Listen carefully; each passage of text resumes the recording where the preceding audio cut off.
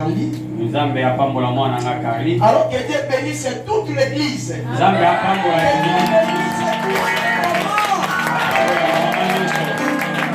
est-ce qu'on peut acclamer pour notre Seigneur Jésus-Christ?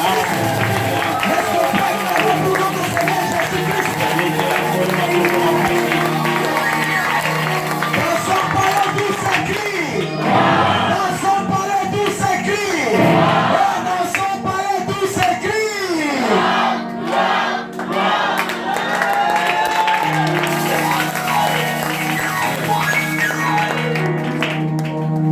La parole de Dieu. Soit Bible ne s'y pose à lire. 1 Samuel chapitre 9.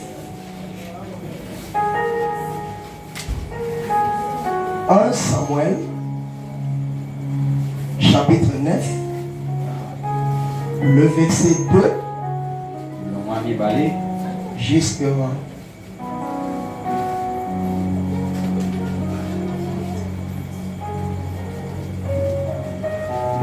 jusqu'à 9.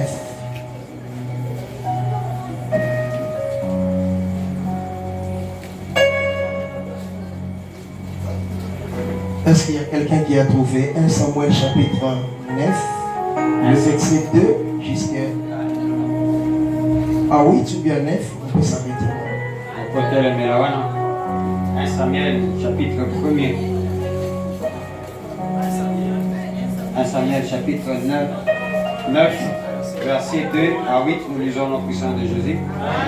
Il y avait un fils du nom de Saoul, jeune et beau, plus beau que d'aucun des enfants d'Israël, et le dépassa tous de la tête.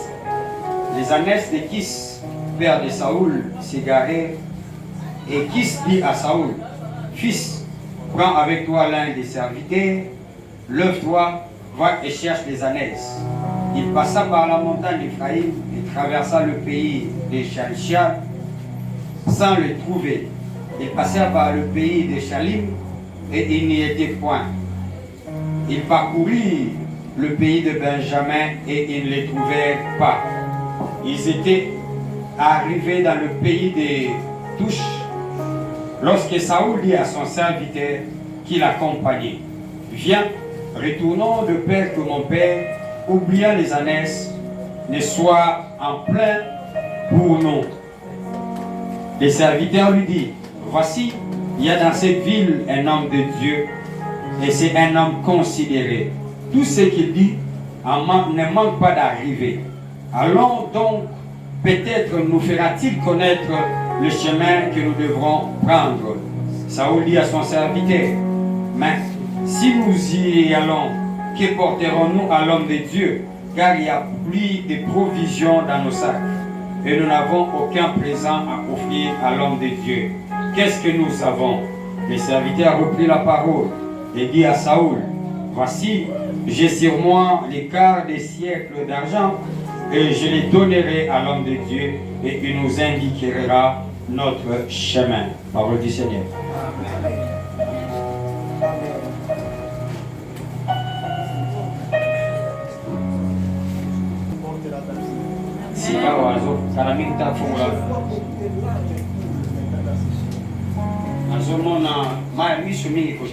Pourquoi?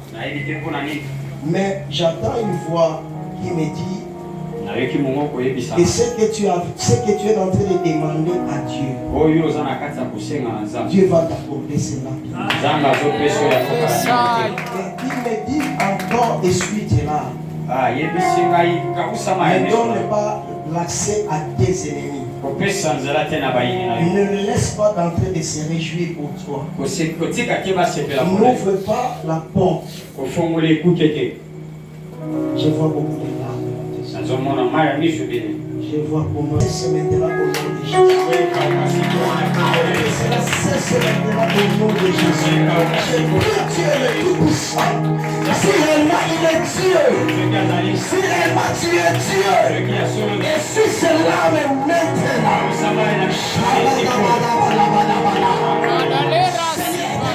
Dieu, tu es le Dieu qui attend, tu es le Dieu qui voit, tu es le Dieu qui voit, même dans le lieu secret. Seigneur, tu vois. Et suis cela. Au nom puissant de Jésus.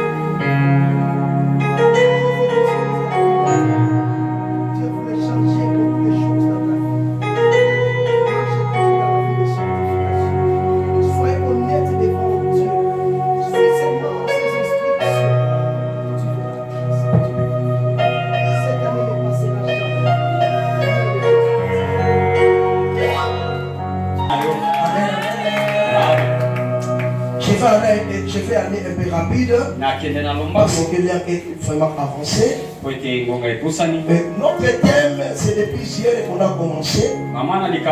Aujourd'hui, c'est notre deuxième jour. Nous parlons sur les instructions divines. Amen. Amen. Les instructions divines. Amen. Amen. Alors, je vais définir d'abord ce qui est par rapport à notre thème, les instructions divines. Et je vais vous donner quelques exemples. Et puis je vais couler directement. Alors, quand on parle de l'instruction divine,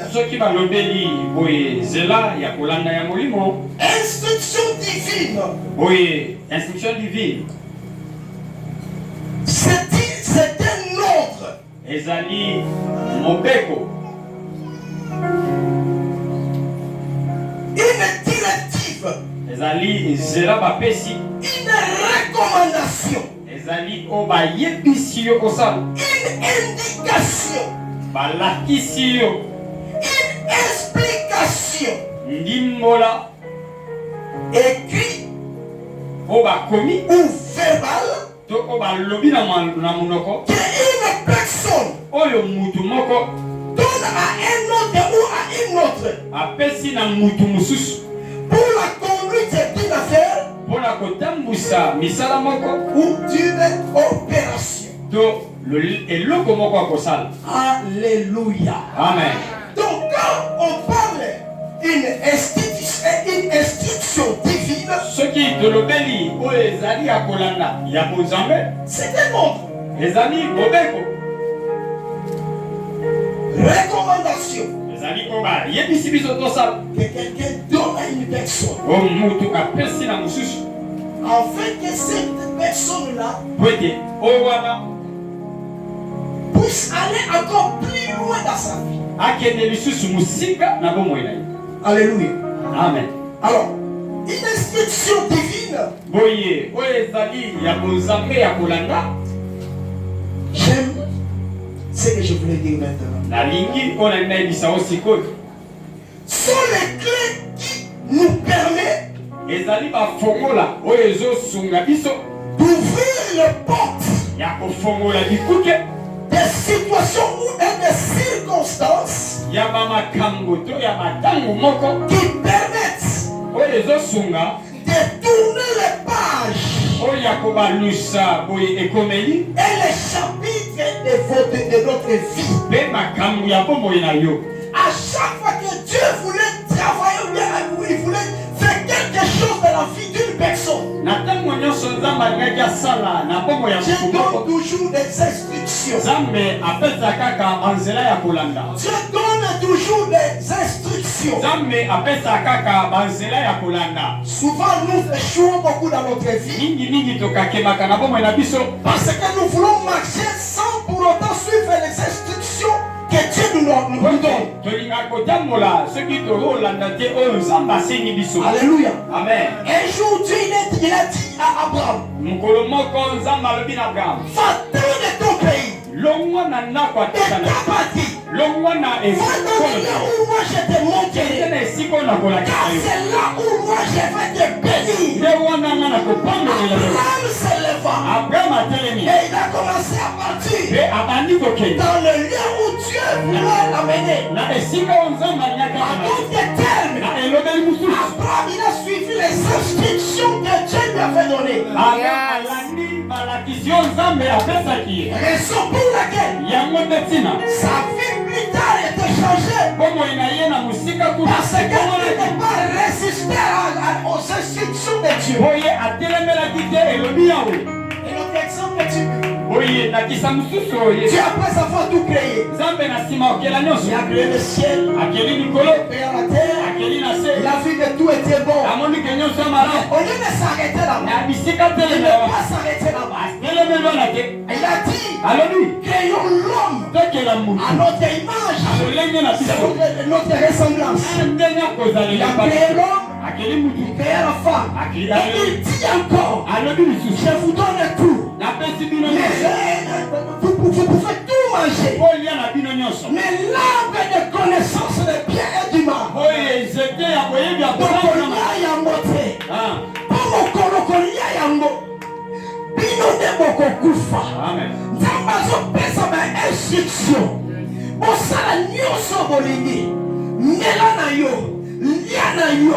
mais à ce qui concerne l'arbre qui est au milieu, Amen. si Dieu veut changer ta vie, il y a toujours des instructions que Dieu nous donne. Mais regarde ce qui se passe aujourd'hui. Papa, nous voulons toujours des prophéties. Dieu parle à travers des songes, à travers des prophéties, à travers la parole, à travers la parole de connaissance. C'est bien avoir la prophétie. Ce n'est pas mauvais. Mais le problème, avant l'accomplissement de la prophétie, il y a un parcours que tu vas traverser. Nous voulons la fin d'une chose. Mais nous ne voulons pas ce parcours-là. Nous ne voulons pas passer dans les difficultés. Raison pour laquelle Israël a fait 430 ans dans l'Égypte. Mais après avoir été libéré, Dieu a dit, je vais vous amener là où coule le lait et le miel. Mais ma Bible nous dit ceci. Quand ces peuples sont arrivés à Horeb, ils se sont installés là-bas. Horeb n'était pas loin de la terre promise. Ils ont fait 40 ans à Horeb. Dieu se leva. Il a dit à son peuple, ce n'est pas ici que j'avais préparé pour vous. Il a dit, vous avez assez demeurer dans cette montagne. Quand la Bible parle de montagne, ce n'est pas de montagne de Kilimanjaro. Ce n'est pas Mangengenge. Montagne, ce sont des moments difficiles. Ce sont des situations difficiles. Que tu es en train de traverser. Que tu es en train de vivre. Et Dieu a dit, vous avez assez demeurer dans cette situation. Maintenant, mets-toi debout. Lève-toi. Commence à marcher. Jusqu'à la terre promise. Jusqu'à la terre promise. Tu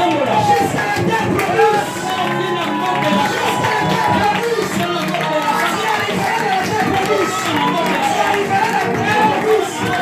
C'est lui qui va essayer de bloquer ta vie.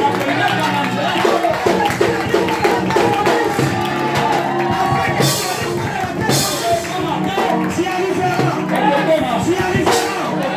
Tu arriveras. Est-ce que je parle à quelqu'un?